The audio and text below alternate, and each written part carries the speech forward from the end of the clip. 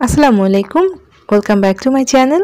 আজ আমি আপনাদেরকে গাজরের একটা মাথা নষ্ট করা পুডিং রেসিপি তৈরি করে দেখাচ্ছি। এই পুডিং খাওয়ার পরে আপনার তো মাথা নষ্ট হবেই, আপনি এই পুডিং তৈরি করে যাদেরই খাওয়াবেন তাদেরই মাথা নষ্ট হয়ে যাবে। ভাই, এই পুডিংটা খেতে এত মজা আর তৈরি করাটাও খুবই সহজ। আশা করছি আমার এই মাথা নষ্ট করা গাজরের পুডিংটা আপনাদের অনেক ভালো লাগবে। ভালো লাগলে অবশ্যই একটা লাইক দিয়ে যাবেন। চলেন তাহলে শুরু করি।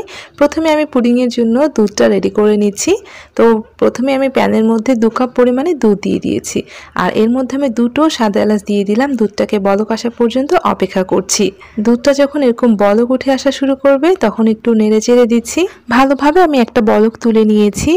এখন এর মধ্যে দিয়ে দিচ্ছি আধা কাপ চিনি, তবে আপনারা চিনির পরিমাণটা একটু বাড়িয়ে দিতে পারেন বা কমিয়েও দিতে পারেন। নেড়েচেড়ে মিক্সড করে আরেকবার আমি জাল করে নিচ্ছি, আবার 4-5 মিনিটের মতো জাল করে নিব। এই ফাঁকে আমি একটা বাটির মধ্যে নিয়ে নিচ্ছি 1.5 টেবিল চামচ কর্নফ্লাওয়ার, আর এর মধ্যে আমি দিয়ে দিচ্ছি 3 টেবিল চামচ নর্মাল দুধ। দুধ দিয়ে কর্নফ্লাওয়ারটাকে খুব ভালো করে মিক্সড করে নিচ্ছি। এখানে কিন্তু 1.5 টেবিল চামচ কর্নফ্লাওয়ার নিয়েছি। আর দুধটা আমি 5 মিনিটের মতো জাল করে নিয়েছি। দুধটা কিছুটা ঘন হয়েছে, কারণ চিনি দেওয়ার পরে দুধটা অনেকটা পাতলা হয়ে যায়, তাই আমি 5 মিনিটের মতো জাল করে নিয়েছি। আর জাল করে নেওয়ার পর একটু নেড়ে দিলাম। এখন যে কর্নফ্লাওয়ারটা গুলে নিয়েছি সেটা এর মধ্যে অ্যাড করে দিচ্ছি।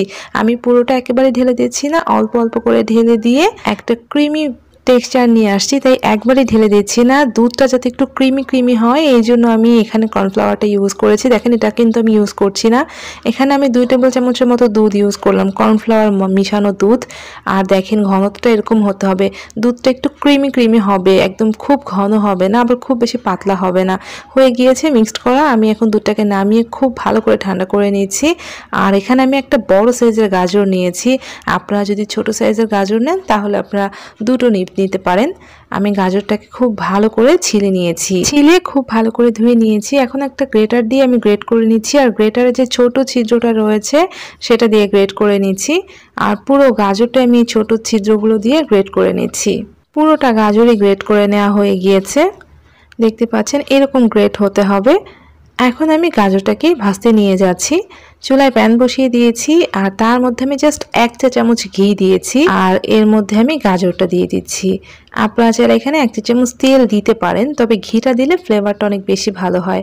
আর এই ঘিয়ের মধ্যে আমি চুলাটা একটু বাড়িয়ে দিয়ে গাজরটাকে অনবরত নেড়ে ছেড়ে ভেজে নিব। এতে করে গাজরের যে এক্সট্রা পানিটা রয়েছে এটা শুকিয়ে যাবে। খুব ভালো করে নেড়ে চেড়ে আমি গাজরটাকে একটু ভেজে নিলাম। দেখেন, একদম শুকনো হয়ে গিয়েছে। এখন আমি গাজরটাকে নামিয়ে ঠান্ডা করে নিচ্ছি। আর এদিকে দুধটাও খুব ভালোভাবে ঠান্ডা হয়ে গিয়েছে। আমি খুব ভালো করে নেড়ে চেড়ে মিক্সড করে নিচ্ছি। দেখেন দুধের ঘনত্বটা কেমন। আমি সাদা এলাচ দুটোকে সরিয়ে ফেলছি। দুধটা ঠান্ডা হওয়ার পরে আরও কিছুটা ঘন হয়ে গিয়েছে। সুন্দর একটা ক্রিমি ভাব আনার জন্যই আমি কর্নফ্লাওয়ারটা ইউজ করেছি। এখন একটা বাটি নিয়েছি, তার মধ্যে আমি দিয়ে দিচ্ছি 2টো ডিম। আপনারা চাইলে এখানে 3টা ডিমও ইউজ করতে পারেন, তবে 2টো ডিম দিতেই হবে। আর ডিমটা দেওয়ার পরে এর মধ্যে আমি একটা হ্যান্ড উইক্স দিয়ে ডিমটাকে কিছুটা বিট করছি, খুব বেশি বিট করা যাবে না, 1-2 মিনিট বিট করে নিলেই হবে। কোনোভাবে ডিমটাকে সাদা করে ফেলা যাবে না। দেখেন ডিমটা আমি কেমন বিট করেছি, 1-2 মিনিট বিট করে নিয়েছি। এখন আমি এর মধ্যে ঢেলে দিচ্ছি সেই ক্রিমি মিল্কটা। আর এই ক্রিমি মিল্কটা ঢেলে দেওয়ার পরে কিন্তু খুব ভালো করে নেড়েচেড়ে মিক্সড করে নিতে হবে। ভালো করে নেড়েচেড়ে মিক্সড করবেন, তাহলে দেখবেন যে দ্রুত মিক্সড হয়ে গিয়েছে। যেহেতু ডিম আর দুধটা অনেকটা ঘন, তাই মিক্সড হতে একটু সময় লাগে। 2-3 মিনিট খুব ভালো করে এভাবে মিক্সড করে নিলে দেখবেন যে খুব ভালোভাবে মিশে হয়ে গিয়েছে। দেখেন খুব ভালো করে মিশে গিয়েছে। এখন আমি এর মধ্যে অ্যাড করে দিচ্ছি ভেজে রাখা সেই গাজরটা কিন্তু ঠান্ডা হয়ে গিয়েছে। খুব ভালো করে সবকিছু মিশিয়ে নেওয়ার পরে গাজরটাকে অ্যাড করে দিতে হবে। আমি পুরোটা গাজর অ্যাড করে দিয়েছি, আর গাজরটাকে এখন খুব ভালো করে মিক্সড করে নিচ্ছি। খুব ভালো করে মেশাতে হবে যাতে সবটুকু গাজর দুধের সাথে খুব ভালোভাবে মিশে যায়, এরকম ছাড়া হয়ে যায়। মানে গাজরগুলো তো দলা পেকে ছিল, এগুলো যাতে এরকম ছাড়া হয়ে যায়। দেখতে পাচ্ছেন খুব ভালো করে মেশানো হয়েছে। 1 মিনিট এভাবে মিশিয়ে নিলেই হয়ে যাবে। এখন আমি একটা স্কোয়ার শেপের মোল্ড নিয়েছি। আপনারা যে কোনো মোল্ডে এটাই সেট করে নিতে পারেন। আমি স্কোয়ার শেপের মোল্ডের মধ্যে ঢেলে দিচ্ছি। এটা 6 ইঞ্চি সাইজ থেকে 7 ইঞ্চি সাইজের কেক মোল্ড আপনারা তৈরি করতে পারেন, তবে 6 ইঞ্চির মধ্যে করলে সবচেয়ে বেটার হয়। পুরোটা ঢেলে দিয়েছি আর একটু চামচ দিয়ে নেড়ে দিচ্ছি যাতে গাজরটা মাঝের দিকটাতে থাকে, মানে চতুর্দিকে যাতে গাজরটা ছড়িয়ে পড়ে। এখন আমি একটা প্লাস্টিক র্যাপ দিয়ে ঢেকে দিচ্ছি, আপনারা চাইলে ফয়েল দিয়েও ঢেকে দিতে পারেন। খুব ভালো করে প্লাস্টিক র্যাপ দিয়ে ঢেকে দিয়েছি। এখন আমি স্টিমে চলে যাচ্ছি।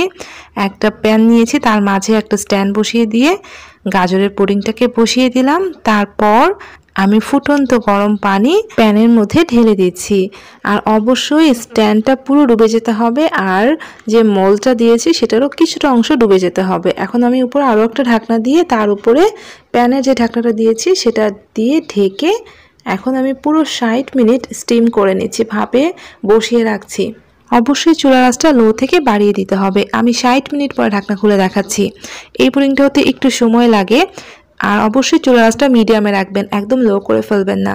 আমি 60 মিনিট পরে আপনাদেরকে ঢাকনাটা খুলে প্লাস্টিক র্যাপটা সরিয়ে দেখাচ্ছি যে পুডিংটা হয়েছে কিনা। পুডিংটা কিন্তু খুব ভালোভাবে সেট হয়ে গিয়েছে। আপনাদের কাছে যদি মনে হয় যে পুডিংটা একটু নরম রয়েছে, তাহলে আপনারা আবারও কিছুক্ষণ স্টিমে রাখতে পারেন। দেখেন কাঠিটা একদম ক্লিন বেরিয়েছে, তার মানে পুডিংটা পারফেক্টভাবে হয়ে গিয়েছে। আমি এখন পুডিংটাকে নামিয়ে ঠান্ডা করে নিচ্ছি। খুব ভালো করে ঠান্ডা করে নিয়েছি, আর আমি আপনাদেরকে এখন মোল্ড আউট করে দেখাচ্ছি। অবশ্যই একটু ফ্রিজে রেখে দিবেন, তাহলে পুডিং অনেক ভালোভাবে সেট হয়ে যায়। আর চতুর্দিক থেকে ছাড়িয়ে নিয়েছি, তারপর আমি মোল্ড আউট করছি, আর খুব সাবধানে করতে হবে। খুব সাবধানে মোল্ড আউট করে নিয়েছি। দেখতে পাচ্ছেন কতটা পারফেক্ট হয়েছে। এখন আপনাদেরকে কেটে দেখাচ্ছি, তাহলে আপনারা বুঝতে পারবেন গাজরের পুডিংটা কতটা পারফেক্ট হয়েছে। আর কর্নফ্লাওয়ারের দুধটার কারণে এই পুডিংটার টেস্ট অনেক বেশি বেড়ে যায়। পুডিংয়ের মধ্যে একটা ক্রিমি ভাব পাওয়া যায়, যেটা খেতে অনেক ভালো লাগে, আর পুডিংটা খুব ভালোভাবে সেটও হয়ে যায়। তো আমি আপনাদেরকে কেটে দেখালাম, আপনারা দেখতেই পাচ্ছেন এটা কত পারফেক্টভাবে সেট হয়েছে, কতটা ইয়ামি লাগছে, কতটা কালারফুল হয়েছে, তাই না? আশা করছি আমার এই মাথা নষ্ট করা গাজরের পুডিংটা আপনাদের ভালো লাগবে। আপনারা অবশ্যই বাড়িতে তৈরি করবেন, আর কেমন লেগেছে প্লিজ কমেন্ট করে জানাবেন। মাথা নষ্ট করা এই পুডিং সামনে পেলে আর অপেক্ষা করা যায় না। তো আপনারাও বাড়িতে তৈরি করুন। রেসিপিটা ভালো লাগলে একটা লাইক দিয়ে যাবেন, আর এমন আরও মাথা নষ্ট করা রেসিপি পাওয়ার জন্য প্লিজ চ্যানেলটাকে সাবস্ক্রাইব করে আমার সাথেই থাকবেন। সবাইকে ধন্যবাদ জানিয়ে বিদায় নিচ্ছি। সবাই ভালো থাকবেন। আল্লাহ হাফেজ।